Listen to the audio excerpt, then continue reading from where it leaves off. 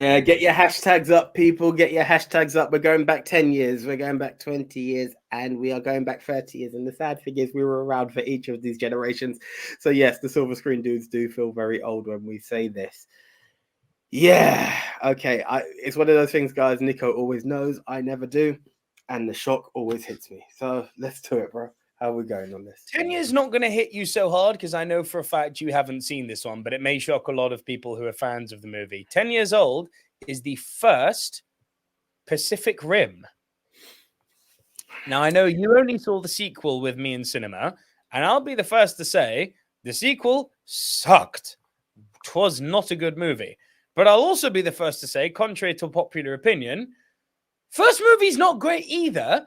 But what the first movie does is it's self-aware. It knows that it's kind of like a big budget B movie. It knows that it's kind of silly. And it knows that on the surface, which is all it is, a surface level movie, it is just there to give you big robots hitting big monsters. And to that end, it does it so well. The second movie does not. The first movie does it so well. Look, I'm aware of the film, and again, sometimes this is why I like to watch stuff in order because I could then appreciate it without thinking, "Oh my god, it can't be as bad." But you hope sequels improve. You know what I mean? So I'll be like, "Oh gosh, where are we going with this?"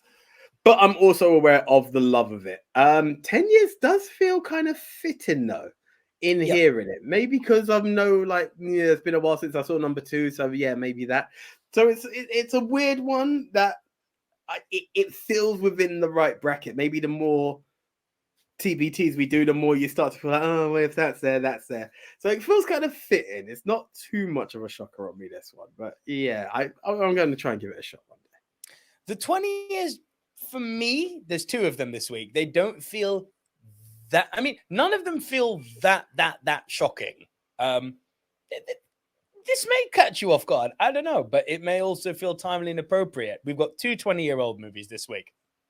The first of which, it's one of our favorites, and I maintain one of the great movies of the 21st century. Pirates of the Caribbean, The Curse of the Black Pearl. Damn, son! Logically, it makes sense.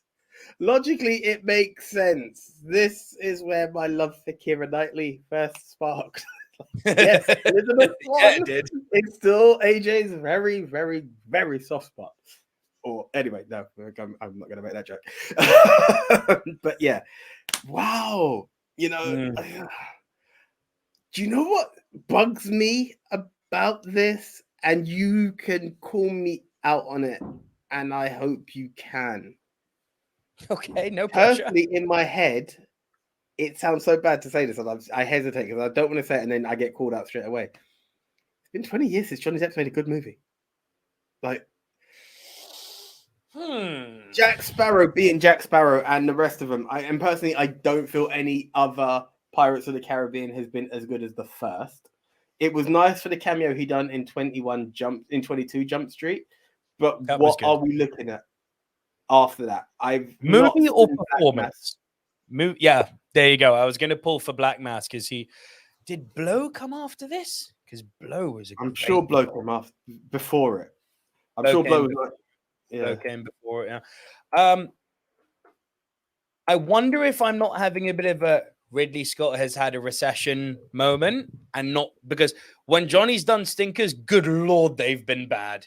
Well, we're talking Wonka, Tonto, Mordecai, and that one where he's the vampire. I can't remember the name of it, but he was like a vampire. Let's have some fun here. It is Throwback Thursday. Let's bring up Johnny Depp's IMDb listography, shall we? Let's jump into this. Here we go. Search Johnny And again, Depp. Guys, just while we're fact checking, feel free to comment. Let us be like, that in the shadows or whatever that one was. It wasn't What We Do in the Shadows, I know for a fact, but the one where he plays a vampire. Tell me you thought it was good. Black Mass, decent film. But go on. Wave the flag for Willy Wonka. Someone, I dare you. Someone tell me he was good as Tonto.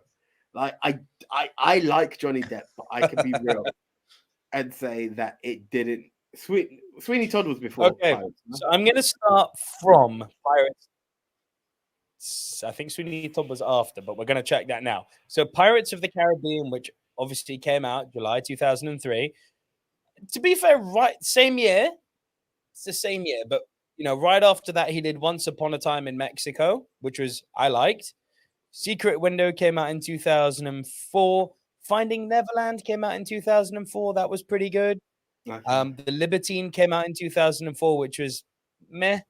Charlie and the Factory in 2005. No. Corpse Bride in 2005. I'm not going to list all of the pirate movies because there were many. Then we had Sweeney Todd in 2007. Okay, I'll take it back then. He also played John Dillinger in Public Enemies in 2009.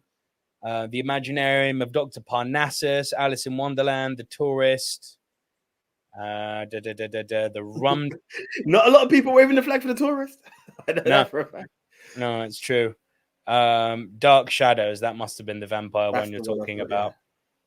Yeah. Transcendence, which was god awful, Jesus. Into the Woods was all right. I enjoyed that film. Mordecai was one of his worst.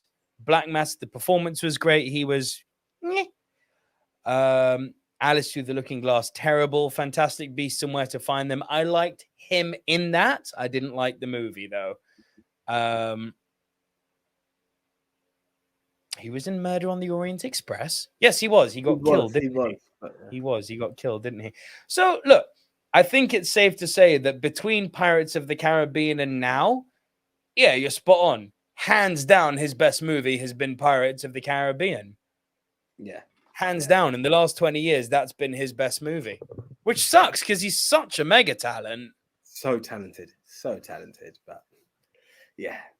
Johnny, give us more, bro. Give us more. We need it. Our other 20-year-old movie, AJ, one which both you and me will forever defend, despite the internet and the whole world seemingly hating it. You and me have definitely got solace in this one, and that we actually like it. I think I know what it is.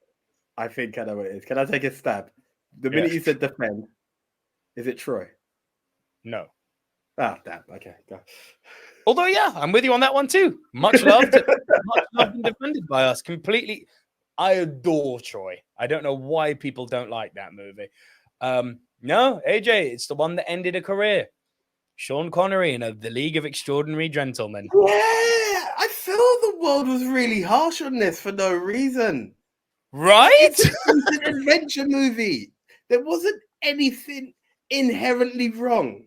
And I feel I could watch this today and still come back with the same feels.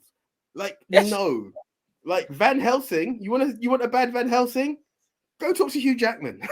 That was I terrible. actually enjoyed that movie too. I think there's some fun to be had there too. It had some fun in it, but it was ridiculous. League of Extraordinary Gentlemen, I thought, brought out some really good characters. Like, you brought back a lot of the mythical characters that we're aware of and put them together in a really good way.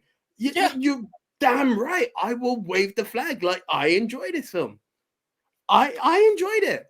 Yeah. Me too. Alan Quatermain, Mina Harker in a kind of weird quasi follow-up to Dracula. Because it's true, isn't it? That Bram Stoker's Dracula movie ends, and you got Dracula himself who's dead. Mina's been bitten. She's still a vampire.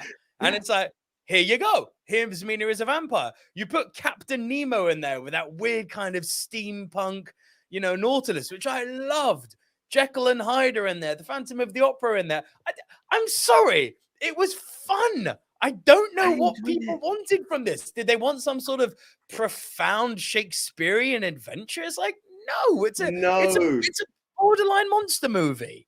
You know what they wanted? They wanted it to be built slowly with a monster universe, and put maybe like someone like Tom Cruise and other actors in there.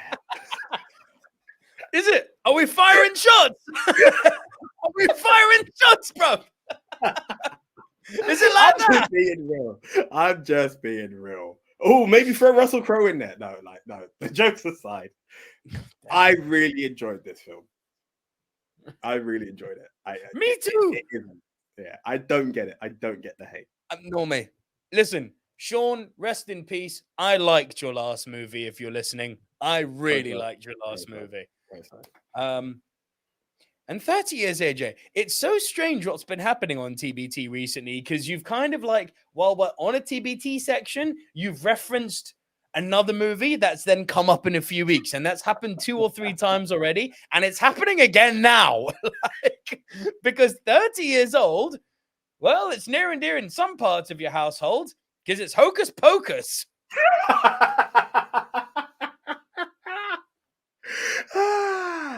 The funny thing is, it's weird that they did it in July and not Halloween, but that's So much. So weird. That is so weird. So weird. Anyway, it's weird because the film referenced 29 or 30 years in Hocus Pocus 2. My God, was that awful. But there is something redeemable and awesome about the original Hocus Pocus. You've got to love it. You've got to love it. It's weird that Hocus Pocus 2 tells you how long it's been, but now seeing a poster officially confirming it's 30 years, you're like, no. It's stupid, but it's real. Like the official confirmation, yep, we're at 30 years now. Yeah. Yeah. And there's more movies I could have brought into play this week, but I was like, it's a stacked show, and I think these are the standouts. So more next week, guys.